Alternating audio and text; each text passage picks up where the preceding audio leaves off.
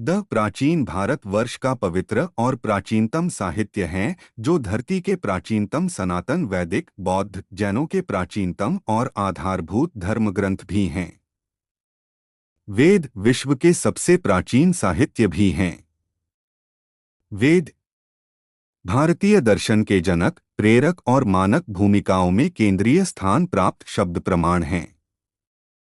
वेद ऋग्वेद की एक प्राचीन हस्तलिखित प्रति जानकारी धर्म हिंदू धर्म लेखक भाषा संस्कृत वेद शब्द संस्कृत भाषा के विद धातु से बना है, जिसका अर्थ होता है जानना। आथ वेद का शाब्दिक अर्थ है ज्ञान। इसी धातु से विदित जाना हुआ, विद्या ज्ञान विद्वान ज्ञानी जैसे शब्द आए हैं। इन्हें देववाणी के रूप में माना गया है, इसीलिए ये श्रुति कहलाते हैं। वेदों को परम सत्य माना गया है। उनमें लौकिक अलौकिक सभी विषयों का ज्ञान भरा पड़ा है। प्रत्येक वेद के 4 अंग हैं। वे हैं वेद संहिता, ब्राह्मण ग्रंथ, आरण्यक तथा उपनिषद। आज चतुर्वेद के रूप में ज्ञात इन ग्रंथों का विवरण इस प्रकार हैं। ऋग्वेद सबसे प्राचीन तथा प्रथम वेद, जिसमें मंत्रों की संख्या 10580, मंडल की संख्या 10 तथा सूक्त की संख्या 1028 है। ऐसा भी माना जाता है कि इस वेद में सभी मंत्रों के अक्षरों की कुल संख्या 432000 है। इसका मूल विषय ज्ञान है। विभिन्न देवताओं का वर्णन है तथा ईश्वर की स्तुति आदि। यजुर्वेद इसमें कार्य क्रिया व यज्ञ समर्पण की प्रक्रिया के लिए 1975 गद्यात्मक मंत्र हैं। सामवेद इस वेद का प्रमुख विषय उपासना है।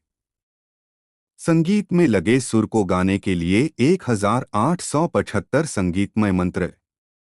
अथर्ववेद इसमें गुण धर्म आरोग्य एवं यज्ञ के लिए 5977 कवितामयी मंत्र हैं। चारों वेदों का संबंध यज्ञ से है। यज्ञ करने में 4 प्रकार के ऋत्विजों की आवश्यकता होती है।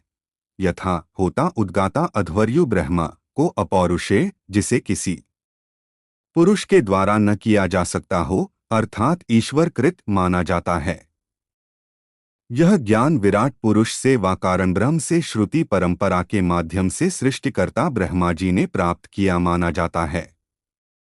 यह भी मान्यता है कि परमात्मा ने सबसे पहले 4 महर्षियों, जिनके अग्नि वायु आदित्य और अंगिरा नाम थे, के आत्माओं में क्रमशः ऋग्वेद यजुर्वेद सामवेद और अथर्ववेद का ज्ञान दिया। उन महर्षियों ने फिर यह ज्ञान ब्रह्मा को दिया। इन्हें श्रुति भी कहते हैं, जिसका अर्थ है सुना हुआ ज्ञान, क्योंकि इन्हें सुनकर के लिखा गया था। अन्य आर्य ग्रंथों को स्मृति कहते हैं, अर्थात वेदज्ञ मनुष्यों की वेदानुगत बुद्धियां। स्मृति पर आधारित ग्रंथ। वेद मंत्रों की व्याख्या करने के लिए अनेक ग्रंथों जैसे ब्राह्मण ग्रंथ, आरण्यक और उपनिषद की रचना की गई।